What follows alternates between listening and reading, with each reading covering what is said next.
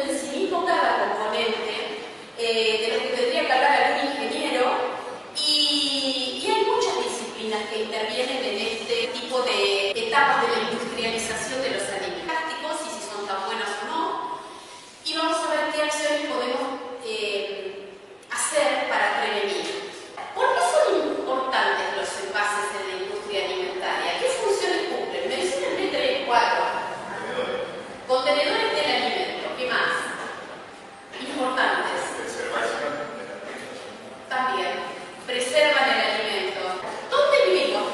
El 92% de la población argentina, por lo menos casi totalmente mundial, está ubicada en zonas urbanas. No estamos cerca de los productores de las cadenas de producción de alimentos, ¿verdad? Si no tuviéramos envases, ¿qué consumiríamos? La estacionalidad también nos ayuda a romper el eje estacional, que en algún punto es importante y en otro tanto, cuando uno tiene que hablar de supervivencia, no. Entonces, como ven, no decimos que los envases no son necesarios, son necesarios. Ahora, ¿cómo? ¿Cuáles? ¿De qué manera? ¿Cómo lo vamos a usar? Eso es un poco lo que vamos a tratar de ver. Generalmente los envases plásticos, cuando estamos hablando de envases plásticos, se calcula que el 90% de los envases plásticos están diseñados y producidos para ser de solo un uso. O sea, se usa y se desecha. Y eso ya es un problema de contaminación tremendo. ¿Por qué importa este tema? Este tema es un tema, yo entré en la cátedra en el año 2015. Y es un tema que yo entré en la cátedra porque quería hablar de este tema. Y fíjense todo lo que esperé, 10 años casi, para decirlo. Y está de moda el tema ahora. Tendría que haberlo hecho de moda yo antes, pero bueno, no fue así. Pero ¿por qué importa? Porque nosotros cuando hablamos de envases alimentarios hablamos de los envases, eso, prestarme. Gracias, Pato. De estos envases, ¿no? Bueno, hablamos de estos envases, ¿sí? De los que estamos usando casi cotidianamente. Sin embargo, en la producción primaria, la FAO, en el año 2021, publicó el primer informe de la producción de plásticos en la producción agrícola y su sustentabilidad. Y utilizó datos de todo el mundo, o sea, es producción global.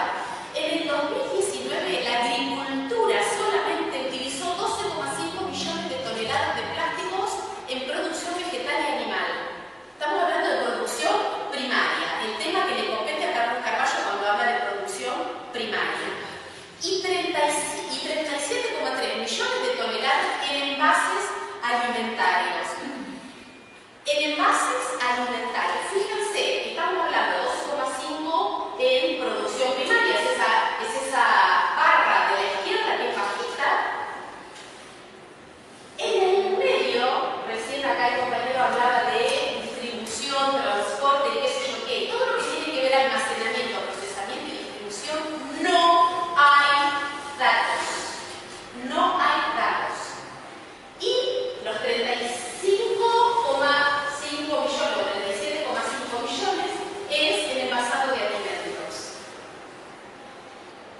Seguimos porque importa. La producción mundial de plásticos en el 2017 alcanzó una producción estimada de 350 millones de toneladas métricas. A ver, 350 millones de toneladas en el año 2017 es tremendo. El 60% de los alimentos que nosotros compramos en los supers están envasados en plástico.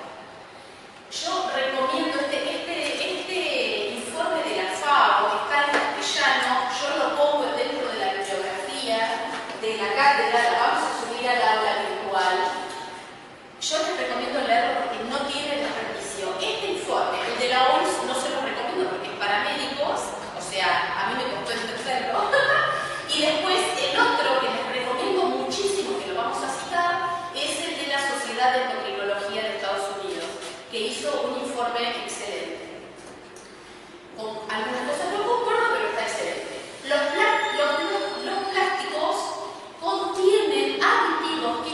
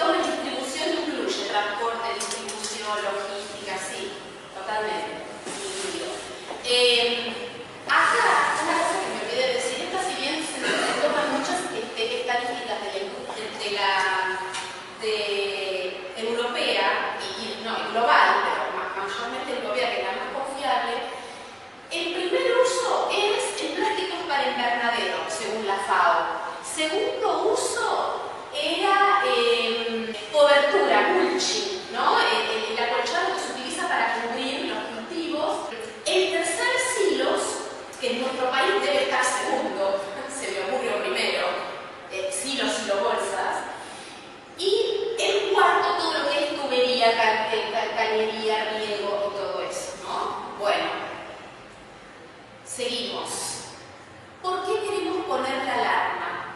Esto lo voy a pasar medio rapidito, pero más o menos desde 1860, en 1860, hace más de un siglo, se fabrica el primer material plástico, que es celuloide, que se utilizó para hacer las películas, no era para envases alimentarios. En 1904 la baquelita, que recibe ese nombre por su creador, se quiebra fácil, pero muchas ollas todavía tienen manos, tapas y manijas de baquelita.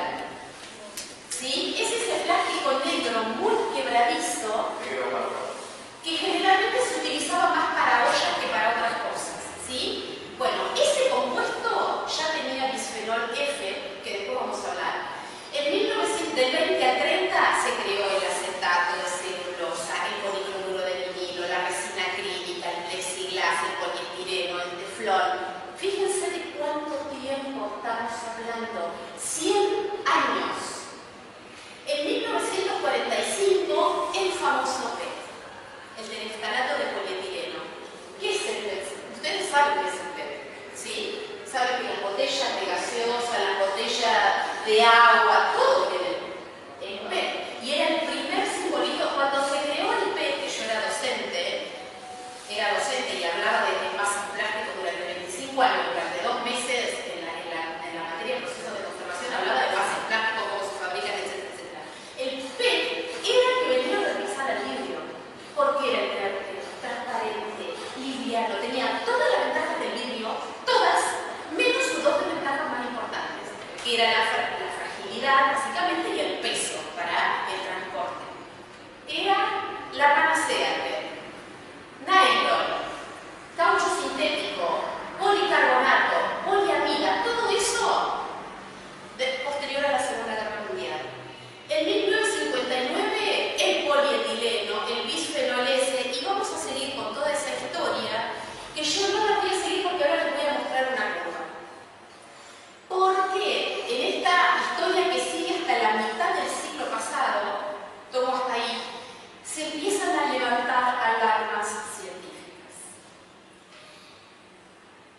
Las estimaciones hablan de, van a decir que 350, se lo pueden grabar, es una cifra que todo el mundo estima que anda por ahí, ¿no? 350.000 productos. Productos son tipos de plásticos diferentes. ¿Les sabemos? No. ¿Por qué? Porque las estadísticas las dan, el informe de la producción, la da la industria del plástico.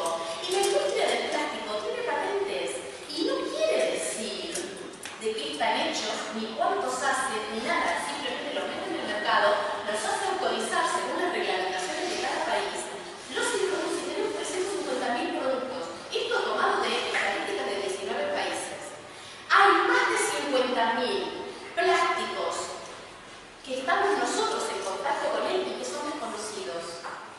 Más de 70.000 que son mínimamente conocidos, que tienen descripciones ambiguas. Y hay un hueco en la información, porque hay muchos papers escritos sobre esto, ni están estimados que son disruptores endocrinos. No sé cómo se dice, endocrinos o endocrinos. Como sea, la revista Nature habla de 1800 y Nicolás Olea en su libro habla de 2000, más o menos. O sea, ustedes se dan cuenta que tenemos un más menos importante, pero que anda por ahí de lo que se calcula.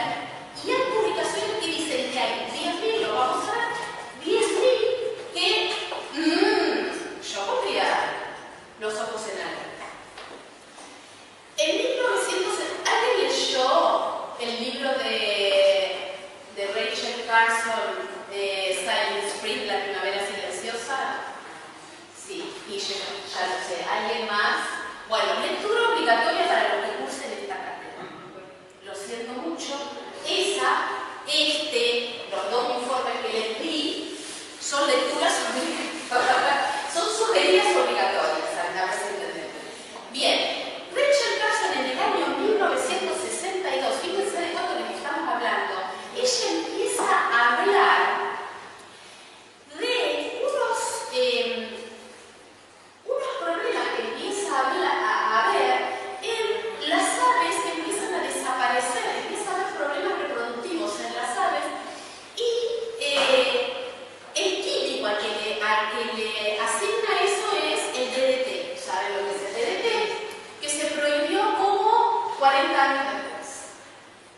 Ella levanta la voz de alarma en el 62, se prohíbe 30 años después. Y habla de los pesticidas organoclorados y el impacto del ambiente. Pero ¿por qué es importante su publicación? Porque es la primera alarma que aparece publicada de la relación que hay entre el ambiente y lo que nos pasa a los seres vivos. Por eso hablamos de una salud. Somos una integralidad, somos un todo único entre el ambiente y la comunidad de seres vivos. En 1991, ahora vamos a hablar de otra alarma científica súper importante que la produce Theo Colborn, que es una bioquímica, no, médica, no, zoóloga, que hizo una conferencia en Wisconsin, Estados Unidos, a la que convocó a médicos, bioquímicos, biólogos, zoólogos, endocrinólogos no había, bueno, no sé, una serie de profesiones, inclusive odontólogos, después se van a enterar por qué, y los puso en alerta con respecto a que había unos compuestos en el ambiente que interrumpían el funcionamiento de las hormonas y así ella estudió en el mundo marino, ¿no? Ella estudió, a ver si les suenan, anfibios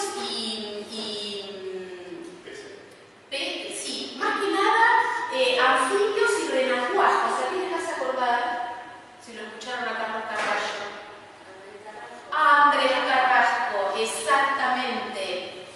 Bueno, ella no tuvo los problemas que tuvo Andrés Carrasco. Andrés Carrasco fue bastante escuchada por su comunidad científica y eso ayudó a que en el año 91 se acuñara el término disruptores o perturbadores endócrinos y se empezaran a estudiar esos compuestos químicos como interruptores del proceso natural de las hormonas.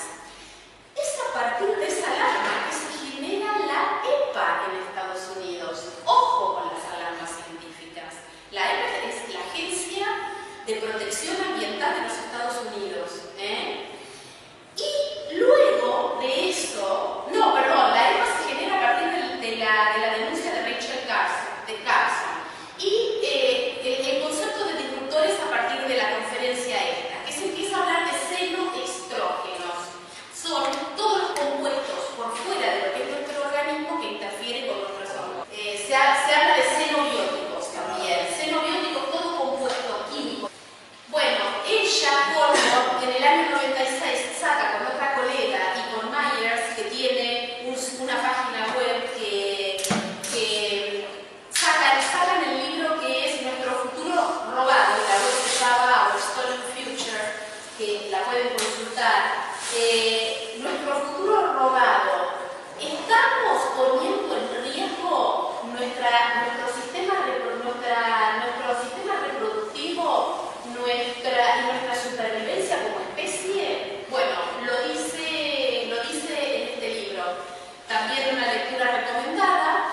Y bueno, a partir de eso, fíjense, llegamos al año 21 y 22 que empiezan a aparecer informes. A ver, desde ahí en adelante, evidencias científicas de todo tipo y color. Fíjense, ventas globales de la industria química en verde, producción global de plásticos, yo no sé si alcanzan a leer ahí, a partir de la década del 50, fíjense, en el 50, que yo les dije todo lo que se había creado, eran una anécdota los plásticos. Nada, fíjense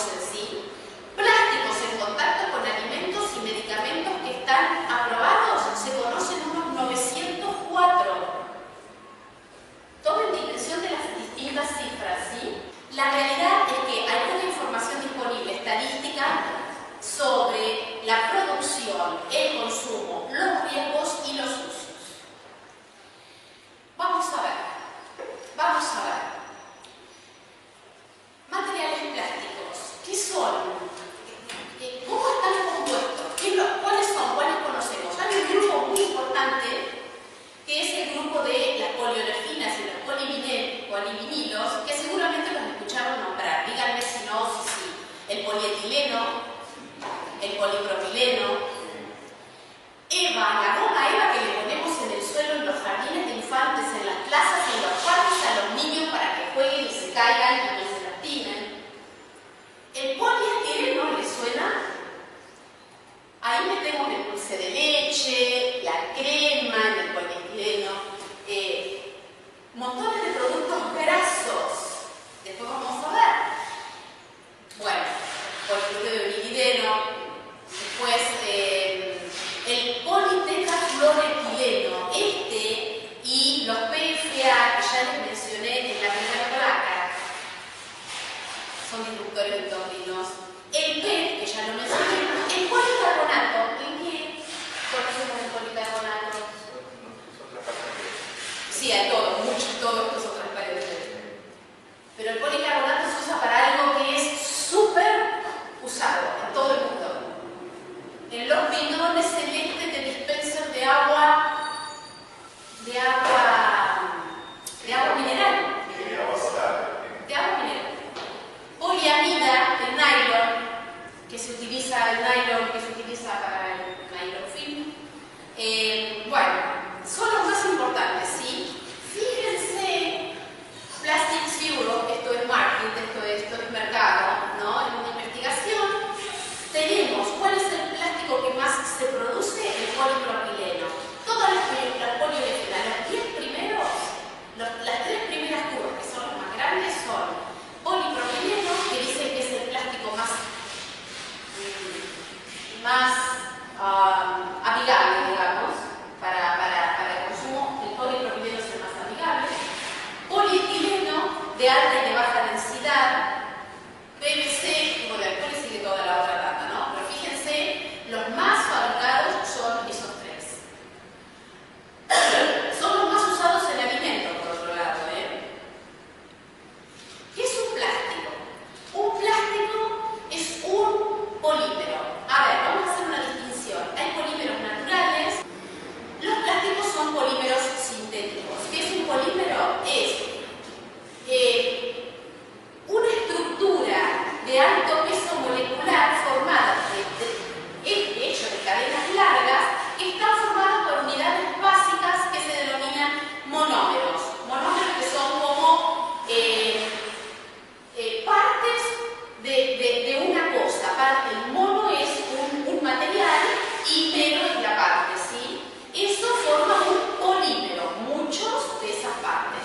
Es una cadena larga formada por muchas unidades. Ahí las ven, ¿no? Mero es esa partecita, que eso es un etileno, por ejemplo. Arriba tiene la estructura de un polipropileno. Y es eso, ¿no? Un polímero. ¿Cómo se forma? El proceso de polimerización se hace a través de muchos aditivos de polimerización.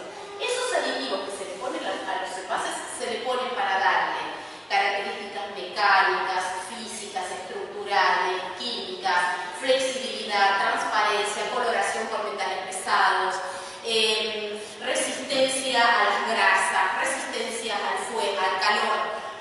Bueno, para hacerlos flexibles, ¿no? Los talatos que se le ponen en la flexibilidad. Para hacer films, puede haber plásticos rígidos, semirígidos o flexibles. Aparte de los polímeros, de los plásticos, un plástico es un macroplástico, ¿no? Es una sustancia que tiene más de 25 milímetros de diámetro, de espesor, de diámetro o de espesor, y es una macromolécula, ¿sí? Pero tenemos mesoplásticos que van entre 5 y 25 milímetros y microplásticos. El concepto microplástico hace 20 años que se acuñó y tienen menos de 5 milímetros de diámetro, ¿sí? Y el nanoplástico tiene menos de 0,1 micrómetro. Un micrón es 1 sobre 1000 milímetros. No los vemos. Los micro y los nanoplásticos están en todos lados y empiezan a preocupar muchísimo ahora porque los descubrieron en el estómago de una ballena varada en no sé qué playa que tenía 18 kilos de microplásticos en su estómago, ¿no?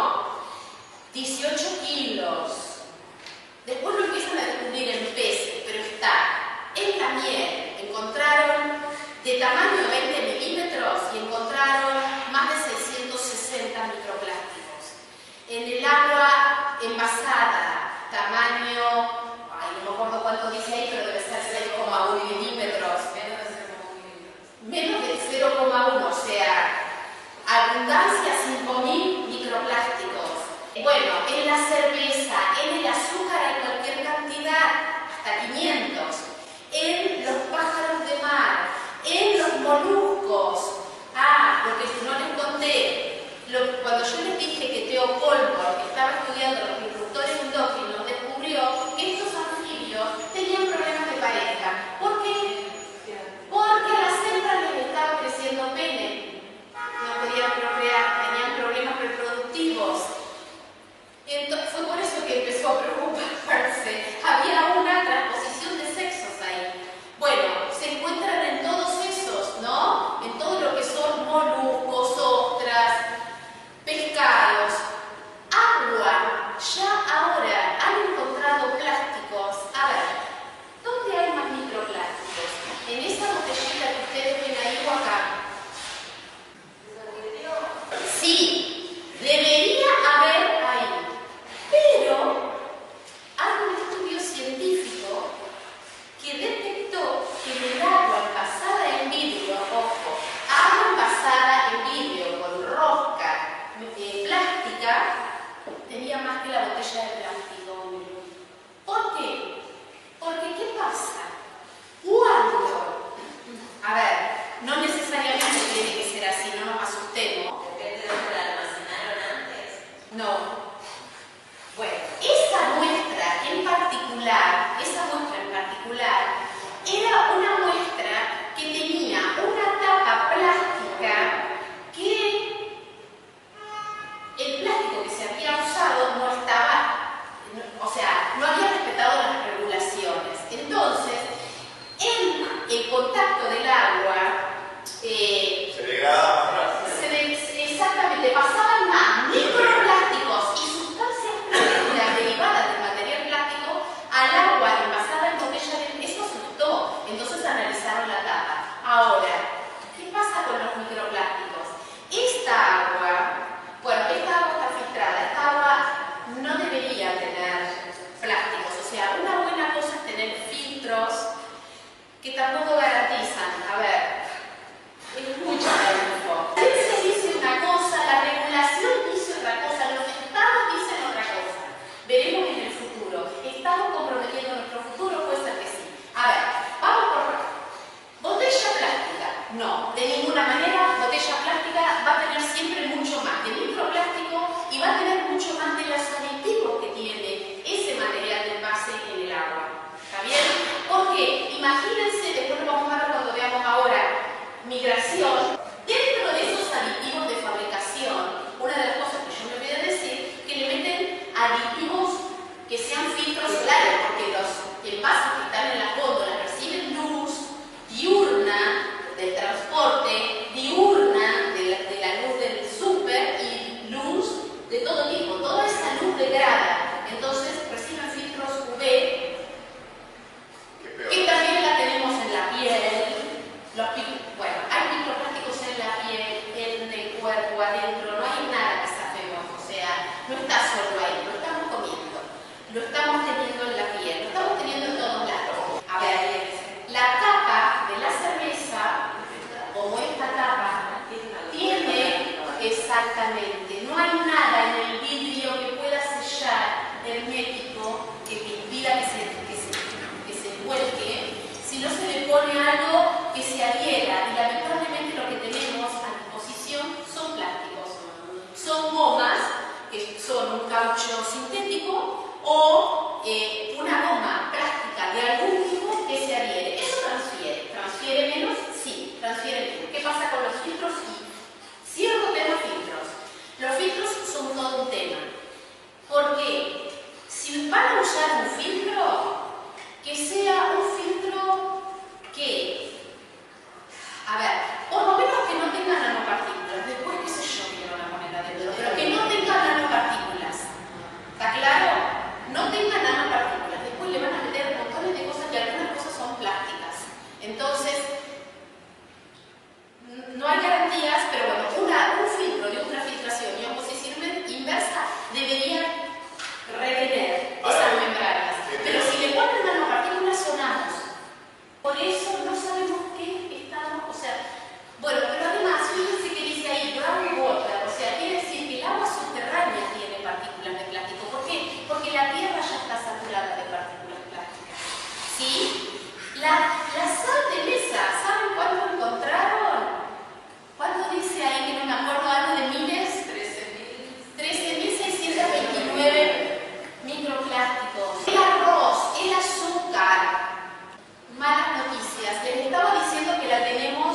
en la piel. ¿Por qué? Porque las cremas que nos ponemos tienen esferas, microesferas plásticas que sirven para el pulido, la pasta de dientes, por eso estaban los odontólogos. A ver, sí, se prohibieron, las microesferas se prohibieron para el pulido y para la pasta dental. Pero, por ejemplo, nosotros tenemos una legislación que copia bastante la Unión Europea. Muy bien por nosotros. El Código Alimentario Argentino es uno de los mejores códigos, todo el código alimentario, pero todas regulaciones bastante estrictas. ¿Problema? ¿Cuál es el problema? ¿Qué fiscalización tenemos en Argentina? Hablando de la piel, más allá del punto de vista de los tatuajes, más allá de lo médico que implica el sedimento de esa tinta sobre la dermis, la transformación y todo eso, lo que se utiliza como, digamos, tinta para hacer tatuaje tiene perspectivas pesadas. Para empezar, generalmente usan jeringas. Vamos al médico, medicina, esto no tiene nada que ver conmigo, pero corregime Adela, el suero, la jeringa, donde nos inyectan, es todo plástico, y las soluciones, por más que sea una solución fisiológica, es una solución viva, una solución salina, una solución que tiene cosas, puedes, bueno, no sé. Estamos rodeados. A ver, si tenemos que empezar a limpiar, tenemos que empezar a limpiar de todos lados. Se descubrió esta Nature Medicine, no estamos hablando de cualquier publicación, estamos hablando de la publicación más citada, la revista más citada en el mundo y la más prestigiosa del mundo. En el 2025 publicó que los nanoplásticos están en el cerebro humano en mayor cantidad que en los riñones y en el hígado, que son órganos de filtración. Acá quedan, allá se van o quedan, acá quedan, y que eso estudiado, obviamente que el cadáver, no estamos hablando de Cannibal, de Aníbal Lecter, lo estudiaron en cadáveres, entre el 2016 y el 24, curva exponencial de lo que encontraron adentro, creciente según a lo largo del tiempo. ¿Sí? ¿Qué pasa con los plásticos que usamos? Que a partir del momento que fueron creados y desde el momento en que están siendo creados, empiezan a aparecer residuos de polimerización, ¿sí? O sea, monómeros. Residuos de polimerización aditivos. Micro y nanoplásticos que se degradan de las propias máquinas. La gente que trabaja en contacto con los plásticos, ya sea fabricando o manipulando, los plomeros o quien sea, son los que más riesgo tienen, los que más contaminación tienen. Y el plástico se va degradando desde el momento en que está siendo creado, ¿sí? Sufre procesos de degradación, de desintegración, y también se descarta lo que se llama las 3D. Se estima, volvemos otra vez, que el 80% de los residuos que van a los mares, a mí me dio risa esto cuando lo leí, ¿qué quieren que les diga? 80% de los residuos que van a los mares provienen de vías terrestres. No, si lo va a fabricar el delfín. ¿De dónde va a provenir? De hecho, cuando Colbert levanta la alarma, lo levanta con el TBT, tributilestaño. Es un compuesto organometálico que no tiene el PVC, que se utiliza para pintar a los barcos y a los muelles, para que los moluscos no se incrusten. Todo eso va para el océano. Y es tremendamente molusquicida y biocida. ¿Sí? O sea, está ahí. Está ahí. La Unión Europea lo prohibió en el 2004. ¿Qué hizo la industria? En el ES recontrajó todo lo de la pesca. Entonces en el 2008 volvieron para atrás. La Unión Europea volvió para atrás, En el 2008 volvió para atrás y dijo, bueno, entonces los barcos de gran eslora, los muelles lo pueden seguir usando, las redes de pesca lo pueden seguir usando, los barquitos también los pueden seguir usando. O sea, se sigue usando.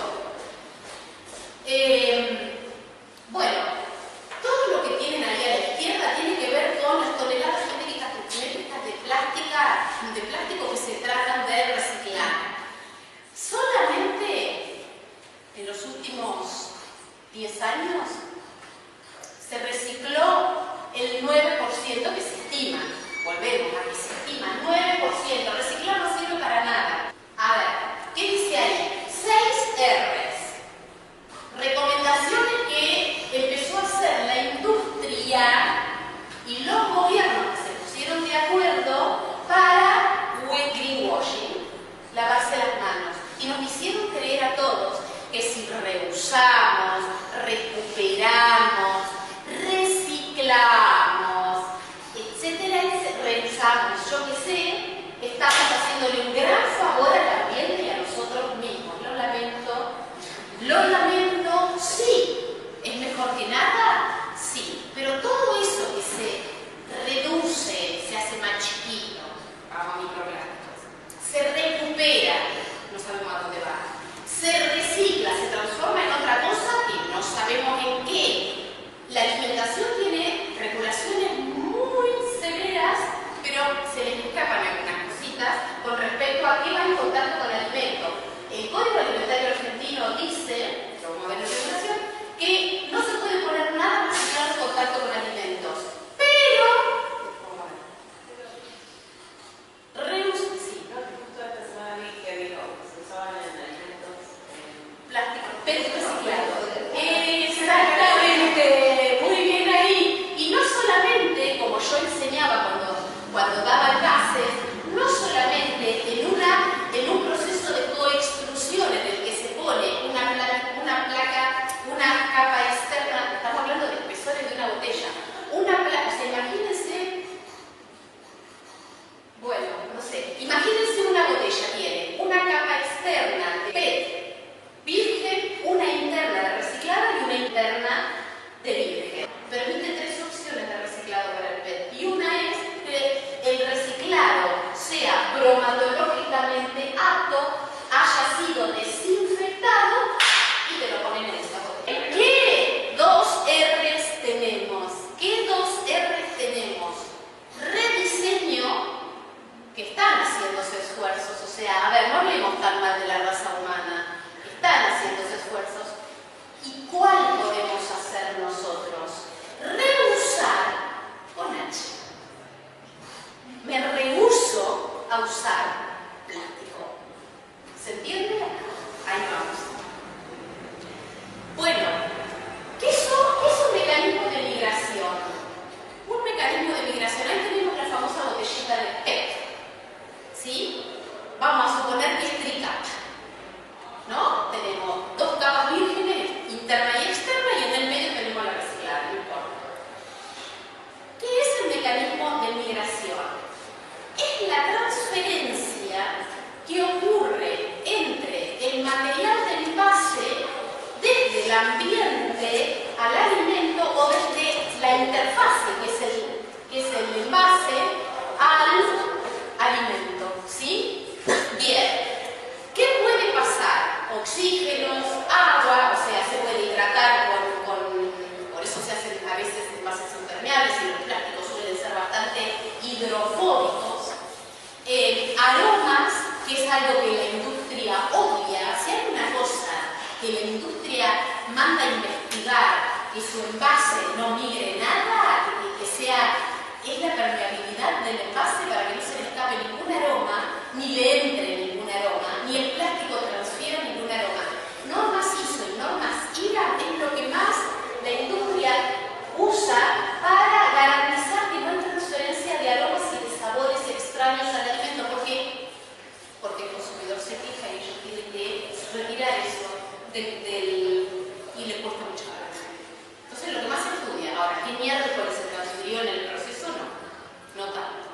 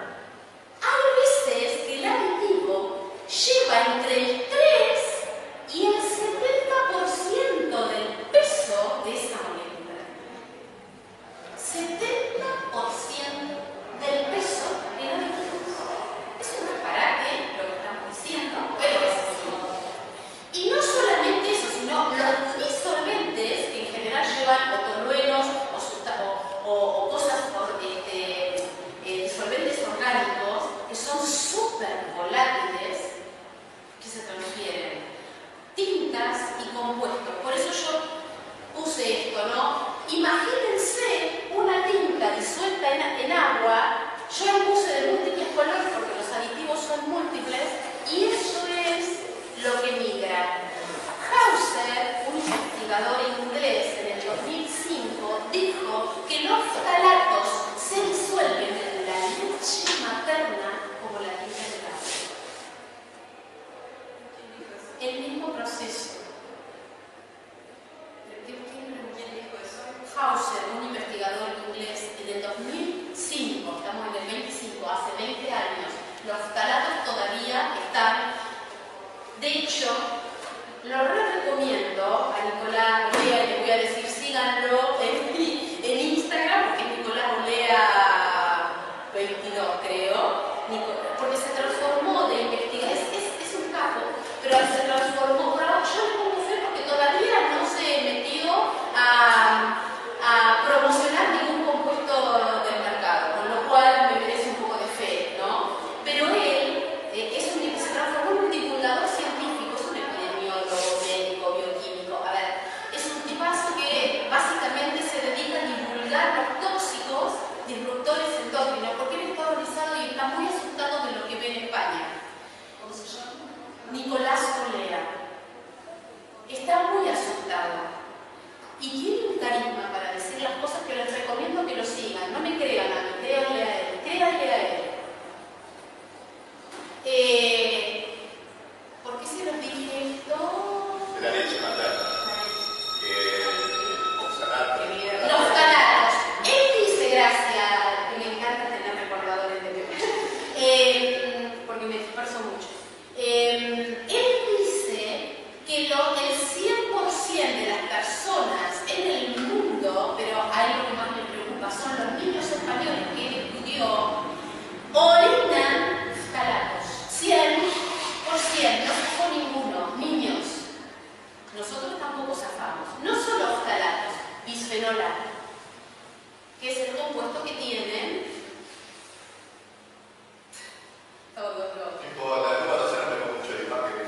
Sí, hay que vivir feliz porque es uno de los factores ambientales que más ayuda a que nos enfermemos en el estrés.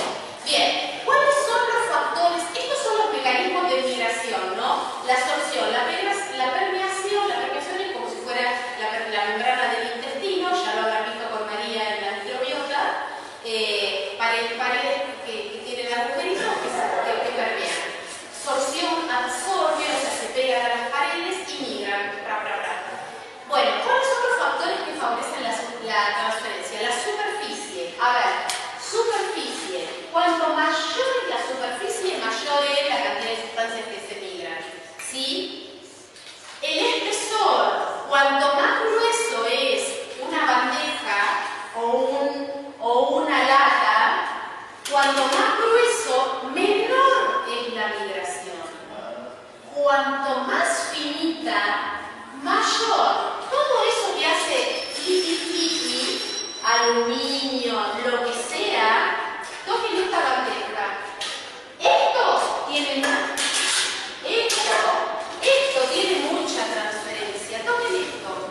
Todo esto, cuanto más finita, porque van a tocar bandejitas de esta que le ponen un pollo caliente con las papas fritas en una roticería, van a encontrar, bueno, superficie, temperatura.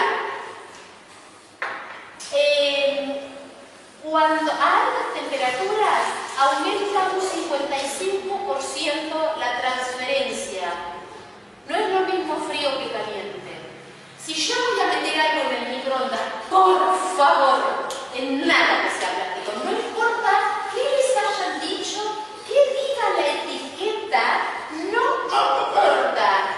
No tapen nada, no pongan nada que no sea cerámica, porcelana o vidrio indestapado. Bueno, 55% más de migración si meto algo en el microondas o lo tengo con temperatura.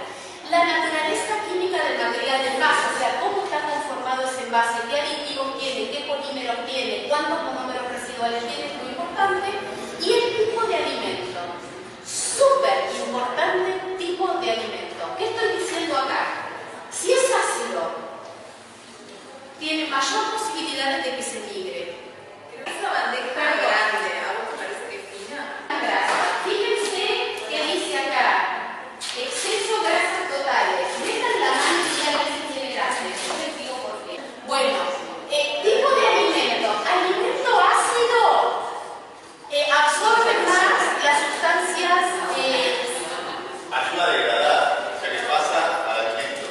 Hay mayor transferencia, chupa más la migración. O sea, el ácido hace que sustancias que son afines se degraden más. ¿Y cuáles son las más afines? ¿Dónde están todos los tóxicos del alimento? ¿Dónde están todos los tóxicos en el cuerpo humano? En las grasas. Grasas. Todo lo que sea graso no vaya a ningún material plástico. Nunca. No envasen ninguna sobra de comida en un material plástico. No sé dónde lo pueden poner.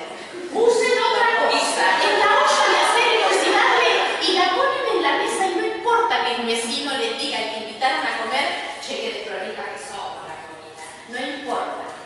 Pónganla en otro recipiente. Y en nuestro cuerpo, toda nuestra grasa almacena los tóxicos. ¿Cierto, Adela? Estoy diciendo disparates. Bien. En la mama, ahora vamos a ver, tenemos tóxicos y lo transmitimos. Y alimentos líquidos. Alimento líquido tiene más tóxico que alimento sólido. Alimento caliente más tóxico que alimento sólido. Entonces, ¿qué puedo meter en un tupper? Seco, sólido y seco, y frío. Entonces, ¿puedo meter y guardar unas galletitas en la heladera en un tupper? Sí, guardarlas, sino que se te humedezcan, meterla total, no importa. No la dejes 3 meses. Pero podríamos decir, bueno, vamos a hacer una concesión. Nada más. El resto, hagamos una campaña para sacar. Bueno, ¿qué dice el Código Alimentario del mundo? En todos lados, todos los códigos, si toman el Código Alimentario, tenemos dos cosas que van a determinar que ese material, de cualquier material, pero sobre todo de los materiales plásticos, el Código Alimentario Argentino, en el capítulo 4, está en castellano, métanse y leen, no lo van a leer, yo les juro que no lo van a leer. Primero, porque no van a entender nada. Segundo, porque leen 4 compuestos y se quieren matar las cosas que permite el código. Porque van a encontrar metales pesados como arsénico, cadmio, titanio, van a encontrar que todo eso está permitido en dosis que son seguras. A ver, igual que los agrotóxicos. Exactamente. Están permitidos agrotóxicos en el agua potable, por lo tanto podemos encontrar cualquier cosa. Pero bueno, el Código Alimentario, los códigos alimentarios del mundo hablan de migración global y de migración específica. ¿Qué es la migración global? Es la suma de compuestos que pueden migrar al alimento desde el material de envases en una cantidad X. Es la máxima cantidad posible que se puede encontrar, esa migración global. Argentina toma la legislación europea y permite 60 miligramos por kilo de alimento. 60 miligramos totales de sustancias plásticas por kilo de alimento. La migración específica es la cantidad que puede migrar cada compuesto específico. Estados Unidos no tiene valores para migración total, solo para migración específica. Nosotros tenemos mejor regulación que Estados Unidos, con una pequeña diferencia que ya dijimos, Estados Unidos tiene organismos de fiscalización y tiene plata para fiscalizar. Nosotros no. Pero Estados Unidos para compuestos tóxicos específicos. No, sí, cada compuesto específico. Claro, o sea, como que se hace poco en los tóxicos. ¿Sabes lo que te está diciendo la migración específica? Que si un organismo fiscalizador encuentra 0,1 miligramos de bisfenol A en el agua, dice que está bien porque es poquito. ¿Por qué es poquito? Porque lo que va a hacer mal es que a esa cantidad cantidad no te va a hacer daño. Esa cantidad no es suficiente para ocasionarte un daño. Eso es lo que dice la migración específica. Es la cantidad que puede migrar que esté permitida por el código. Nada más. Pero claro, si migra esa, si migra otra y llegan a 60 miligramos por kilo, y la migración global, el INTI determina migración global y migración específica de los compuestos que la industria le pide, no que el ACMAT le pide.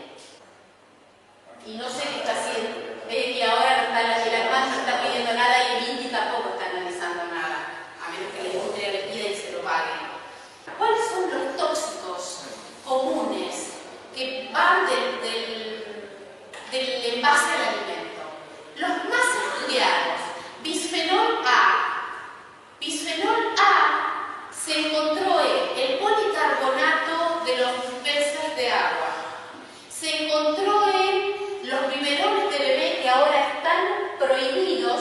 Se prohibieron en el año, si no me recuerdo mal, 2005 en la Unión Europea, pero no se prohibieron en las resinas epoxídicas que se le ponen a los envases de hojalata y a los envases de aluminio para evitar que los plásticos estén, para evitar que el metal esté en contacto con el alimento, porque no puede ni el aluminio ni el acero estar en contacto directo con el alimento. Hay restricciones para el estadio. La hojalata, tendría que hablar de la hojalata, es un capítulo de la hojalata, pero bueno, la hojalata y el tomate enlatado venía en hojalata libre, bárbaro, genial. Si consiguen eso, compren. Mejor que esto, toda la vida.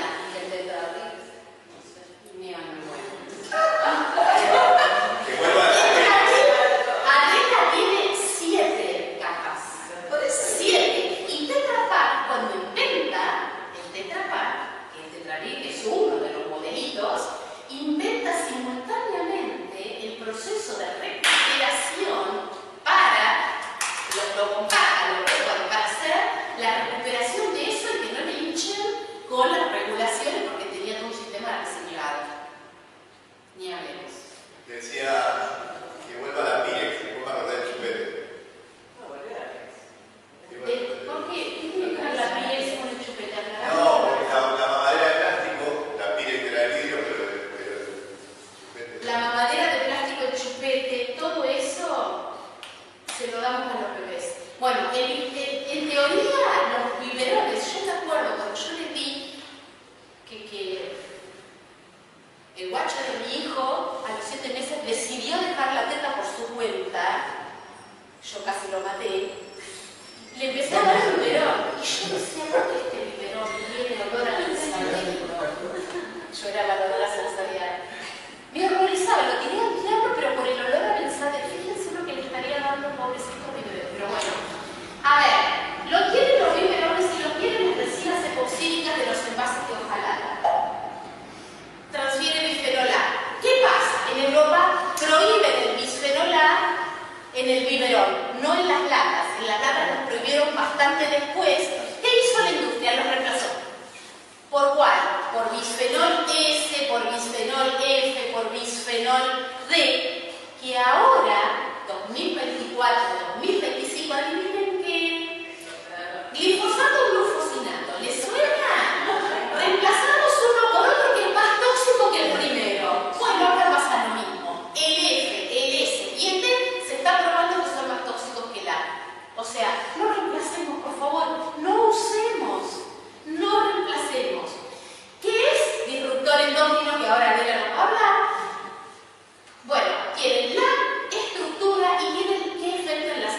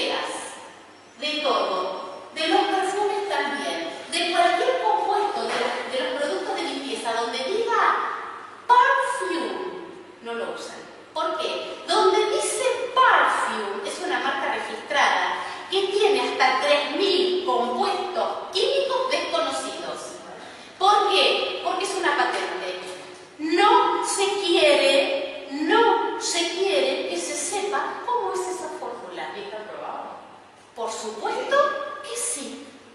No hay ninguna exigencia. Decime en qué perfume te dice de qué está compuesto ese perfume. Nunca leí una etiqueta de un perfume. Bueno, lean la etiqueta, chicas. Lean la etiqueta. Solo lo pagan. Donde diga perfume. Se da cuenta que de lo barato busca la etiqueta, de lo más caro ni se fija. No, chicos, lo más barato es caro para la salud. No, pero digo, con algo barato la gente mira la etiqueta, el perfume que nadie se fija ni siquiera si tiene. No, los caros estamos en el horno igual. Claro. Pero Europa ya tiene sellos Bien ahí. ¿En la comosería? en cosmética, por supuesto, tiene ecosellos. Sí, entonces tengo que No ir a elegir. todos son buenos, ¿eh?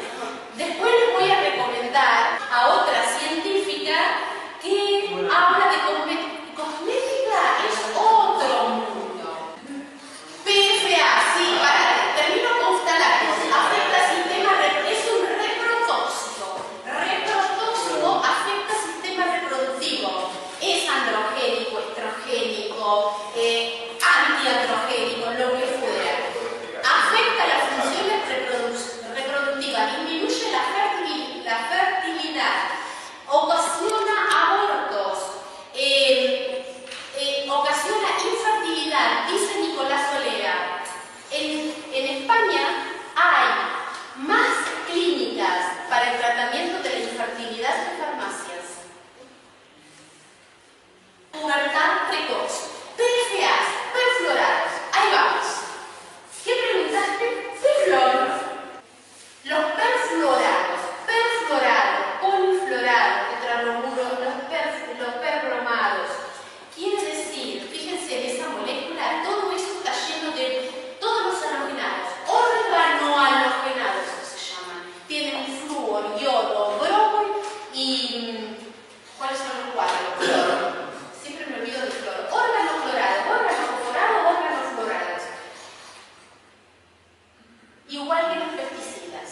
El 6% de los recursos químicos del petróleo van a plásticos, 6%, y a pesticidas, por casualidad. ¿Sí? Bueno, los perfluorados están en el teflón y nos lo comemos. Y lo más grave de este compuesto es que no se almacena en la grasa, ni se elimina por riñón, ni se elimina por hígado, ni se orina, ni nada.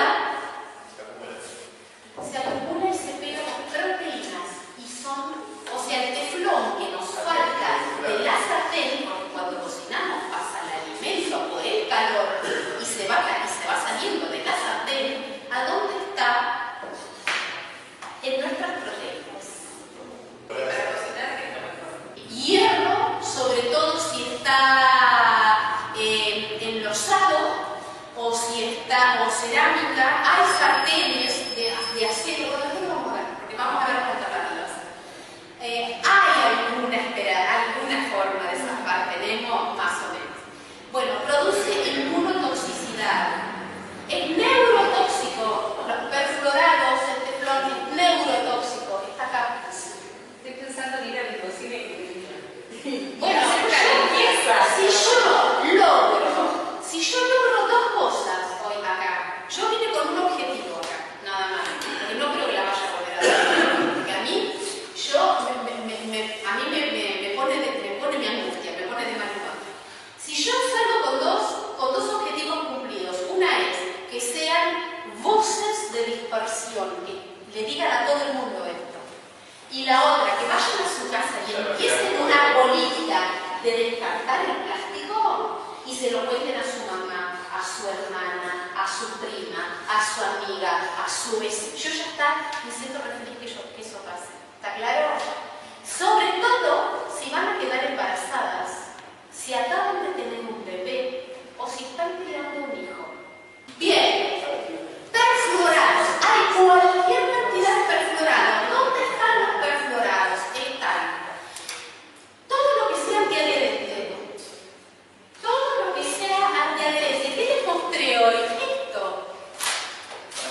Este plástico, que la grasa no se adhiere al plástico. Chicos, esto tiene un perfluorado.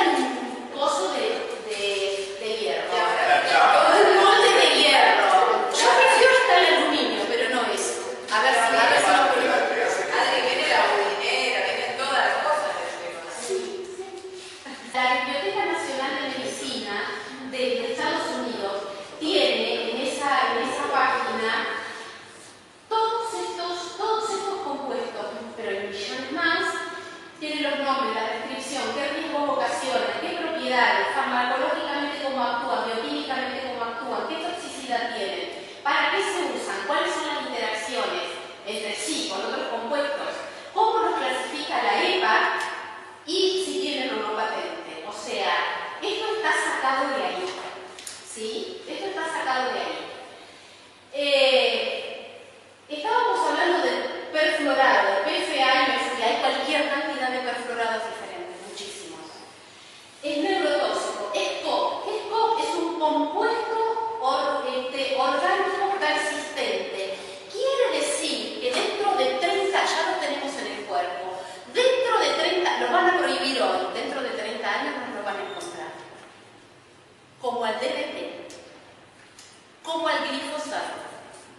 No al glifosato, capaz que al AMPA, porque el glifosato se puede integrar. Compuestos orgánicos persistentes están en todos lados y quedan. Cero biótico, es lo que decíamos hoy, y se utiliza como retardante de llama. Es importante que sepan esto. Los perfluorados están en todas partes en nuestro hogar. En las telas que le compramos a los niños para la cama de los bebés, porque tienen retardantes de llama para que no se incendie la cuna del bebé. En las cortinas, en los pisos de madera, sintética, en las paredes, en los techos, en la ropa, dijimos. Bueno, todo eso tiene perfluorados. El estireno está en los envases que ya conocen, no le vamos a dar mucha más vuelta, también es neurotóxico, provoca cáncer de pulmón, estómago, hígado, cáncer de mama, todos los otros también, Si es disruptor endocrino. Los riesgos para la salud ya lo dijimos, pueden ser físicos, químicos o biológicos. Físico es cuando un pescado se estrangula, químico cuando pasa y migra del envase al alimento, y biológico, ¿qué pasa? En los microplásticos no solo es el riesgo del microplástico que transfiere más rápido que una botella, sino que adhiere partículas. Todo lo que es lipofílico, compuesto orgánico persistente, son lipofílicos, volátiles, se adhieren a los microplásticos y pasan a las matrices biológicas. Bacterias, microorganismos, y está el efecto combinado de los tres procesos. Está en agua, alimentos, aire, suelo, productos de consumo, todo esto son ubicuos, persistentes, y exposiciones globales en nuestros cuerpos y en todos los sistemas. Hay nuevas técnicas, o sea, ¿se acuerdan cuando vimos la investigación científica que hace una curva exponencial? Se están inventando, a medida que se empieza a sospechar que algo es tóxico, porque ya está inventado, se está usando, hay nuevas técnicas que se ponen a punto para investigar en matrices humanas. ¿Qué pasa? Se investigan y aparece más y más, porque los gobiernos de los países desarrollados invierten muchos millones de dólares en la investigación. Después eso no se traduce en regulación. Exposoma y epigenética. Exposoma son todos los factores ambientales, físicos, químicos, biológicos, estrés, que influyen en nuestro cuerpo. Ahora sí lo dije bien. Y epigenética son todos los factores ambientales que influyen en nuestra herencia genética, ¿sí? Hay un efecto cóctel. ¿Qué es el efecto cóctel? Que no tenemos un solo veneno. No hay un solo veneno. Se investigan sustancia por sustancia. Todas las regulaciones del mundo, todas investigan sustancia por sustancia. Ninguna regulación investiga ni regula por el efecto cóctel. Ese es el fallo más grande que tenemos. No sabemos cómo el efecto cóctel, o sea, la suma que actúa aditivamente, o sea, se suma el efecto de una con el efecto de la otra. Antagónicamente puede antagonizar, o sea, comportarse como un estrógeno, algo que compite con un estrógeno natural. O sinérgicamente potencian su acción, o sea, no que se suma 1 más 1 es 2, sino se eleva al cuadrado. ¿Se entiende? Se potencia. Eso es el efecto cóctel. Ay, Adela.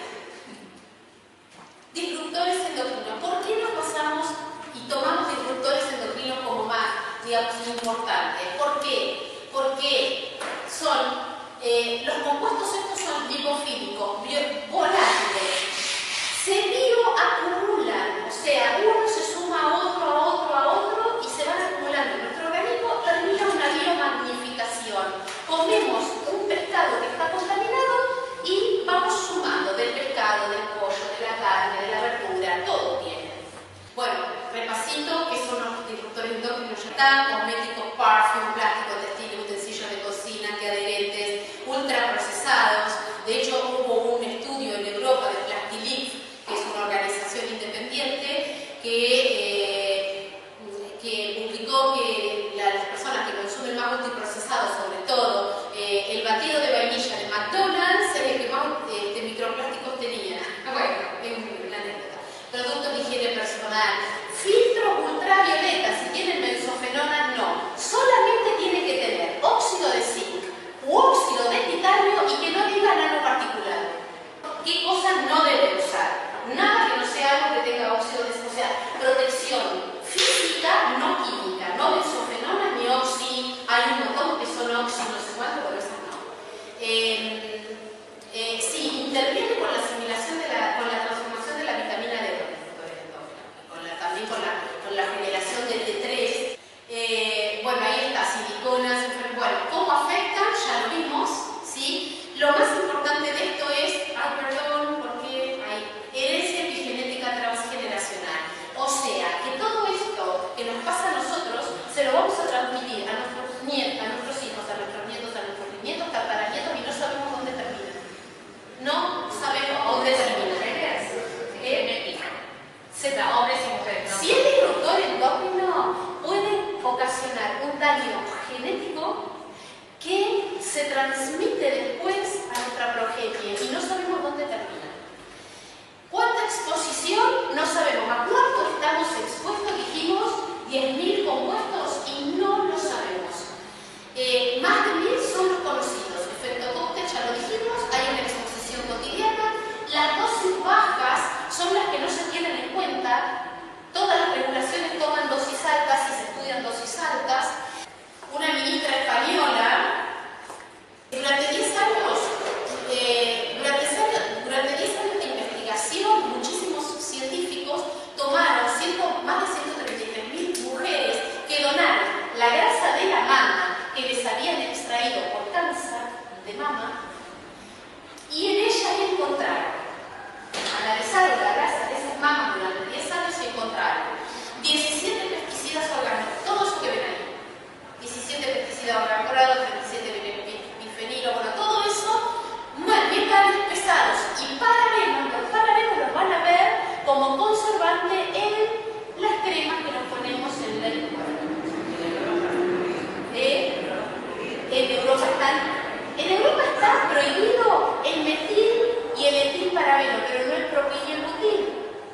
Hay 4 tipos de parabenos. Son derivados del ácido parabenzoico. El ácido benzoico lo estamos utilizando en las bebidas gaseosas como conservante.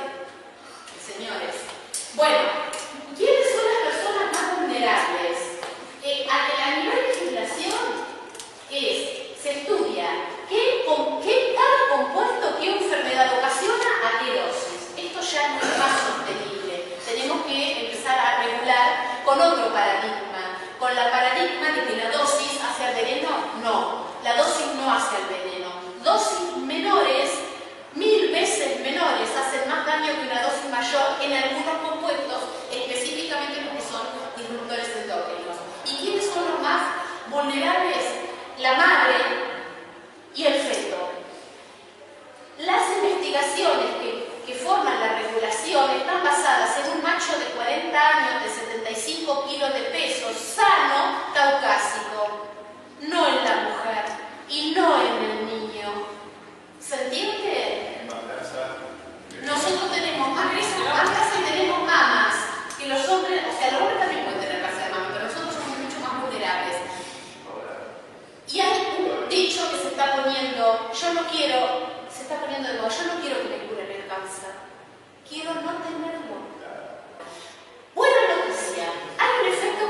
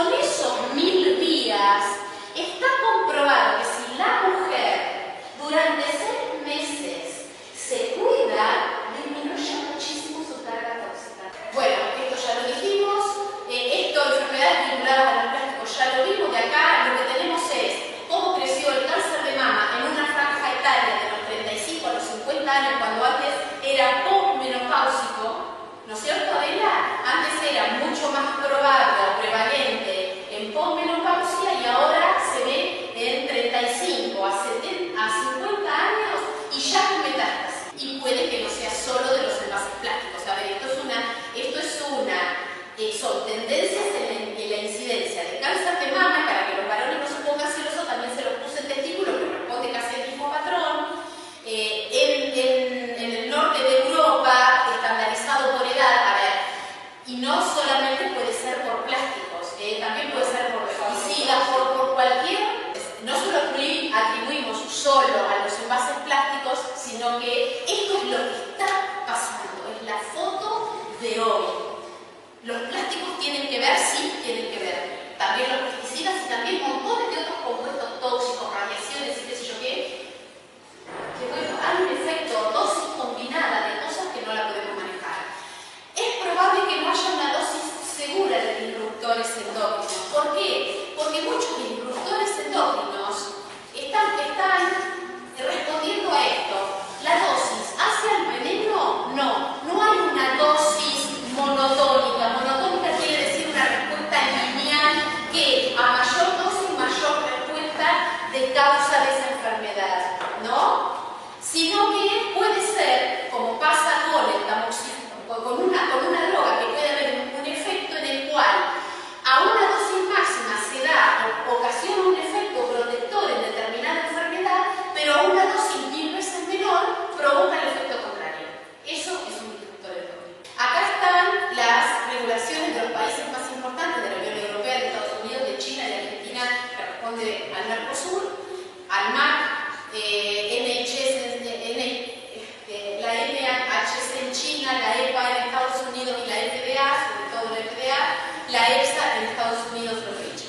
Bueno, a ver, básicamente las regulaciones del mundo lo que hacen es tomar la respuesta monotónica, ¿sí? O sea, estudian cuál es la dosis a la cual un compuesto ocasiona un efecto adverso, la dividen por 100 para asegurarse que esa dosis está bajo un sistema de protección, pero esa dosis no la estudian.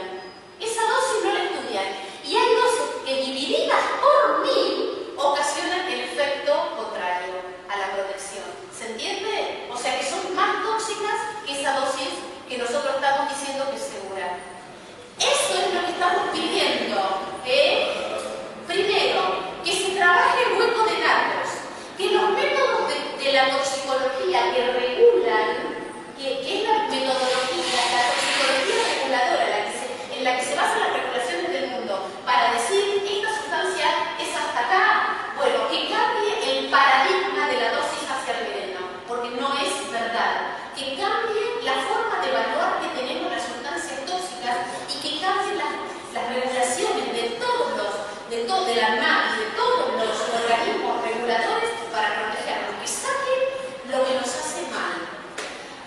Hay nuevos químicos sin estudios suficientes. Hablamos del bisfenol A. Bueno, ya hay pruebas de que el bisfenol S, el bisfenol D y el bisfenol F son más tóxicos, como el glufosinato se está probando ahora que es más tóxico que el glifosato. Entonces, cambiemos la regulación, ¿sí? Esto no lo vamos a decir. Hay biomateriales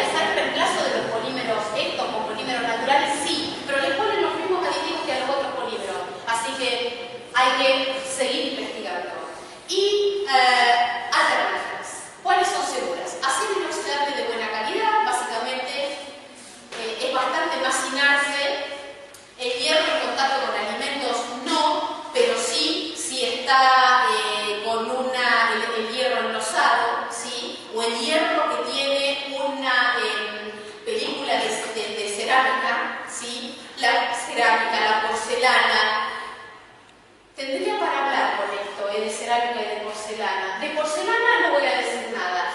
De cerámica, ojo de dónde sale la arcilla con la que se fabrica esa cerámica. Porque yo me estoy haciendo mis cosas de cerámica, pero no hace mucho leí que los esmaltes con los cuales yo hago impermeable mi cerámica, que yo voy a meter un alimento ahí, puede tener tóxicos.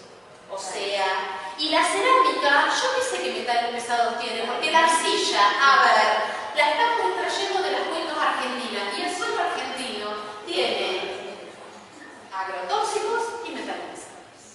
O sea, hay bastante. Vidrio, amo el vidrio. Lo dije en un taller y lo voy a seguir diciendo.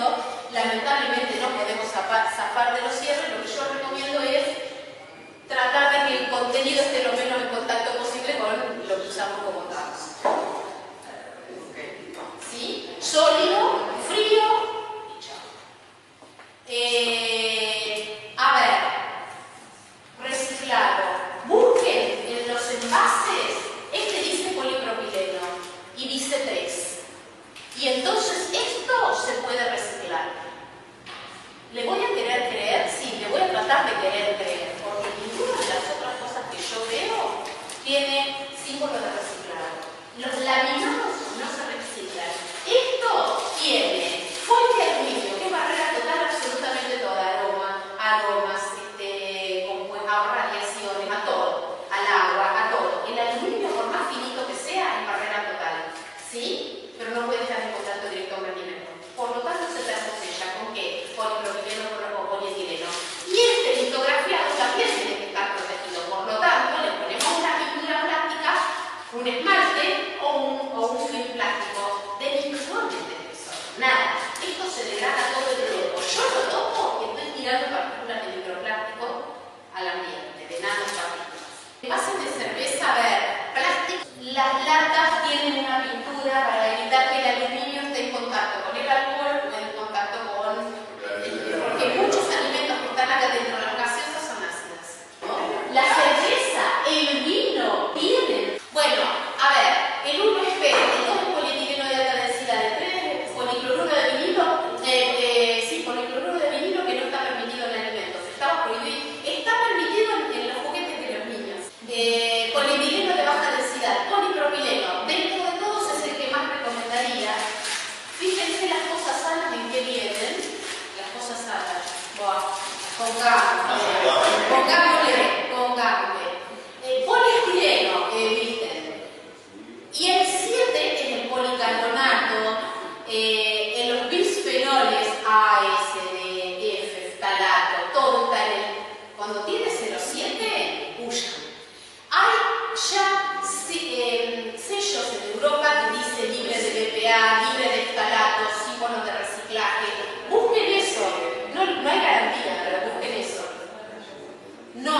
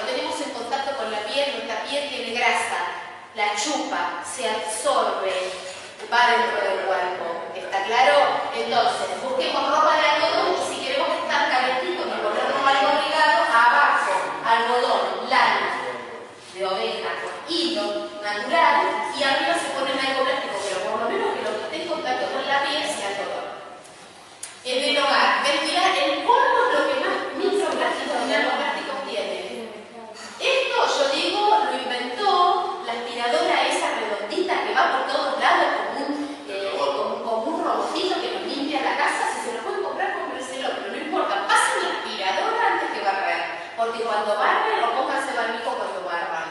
El polvo del hogar es lo que más tiene. Y los niños andan en el piso y son los más vulnerables. Y descalzos. Y tenemos que andar descalzos en el pasto, pero no en el césped sintético. Césped sintético está lleno de microplástico. Bueno, lo de la vestimenta para terminar, no es esto food packaging, envasado de alimentos, es human packaging. Nosotros estamos revestidos de plástico, estamos empaquetados. Bueno, ver la guía que les comparto, conclusión, termino, por fin. Los plásticos son omnipresentes. Son un riesgo de seguridad alimentaria. Si son un riesgo de seguridad alimentaria, son un riesgo de soberanía alimentaria. Vayamos a la soberanía alimentaria, consumamos directo del productor, local, etc. La información es la primera herramienta para la solución. Por eso informamos. Después ustedes pueden hacer lo que quieran con lo que sabemos. Hay pocos datos estadísticos fiables. Busquemos datos, exijamos datos. Regulaciones basadas en la evidencia científica, muy pocas, hay que exigirlas. Queremos que cambien las legislaciones del mundo, queremos que cambie la toxicología reguladora. Tenemos que disminuir la producción y el consumo de envases plásticos, eliminar la obsolescencia programada, porque el plástico de un solo uso, todos los artefactos que estamos desechando, el desierto de Atacama está lleno de ropa nueva que Europa desecha porque tiene una falla. Y está lleno de computadoras y de artículos electrónicos. Eso es obsolescencia programada. La heladera, el lavarropa, todo eso. Los plásticos dentro de 1000 años van a estar en nuestra naturaleza. Y si ahora tenemos 350 millones de toneladas métricas que están tiradas, no se recicla nada más que el 9%, se recicla, que no sabemos a dónde mierda le va a parar, imagínense lo que va a ser dentro de 100 años esto. Esto va increyendo y las políticas reguladoras no están haciendo caso. Y bueno, yo les pregunto, ¿cómo podemos aumentar la conciencia colectiva y prevenir los riesgos? Yo le digo siempre a Guille, nosotros, porque Guille también, participamos de un grupo, el 9 de julio creamos un grupo, somos fundadores, ya la gente está tomando conciencia y que está queriendo consumir de otra manera.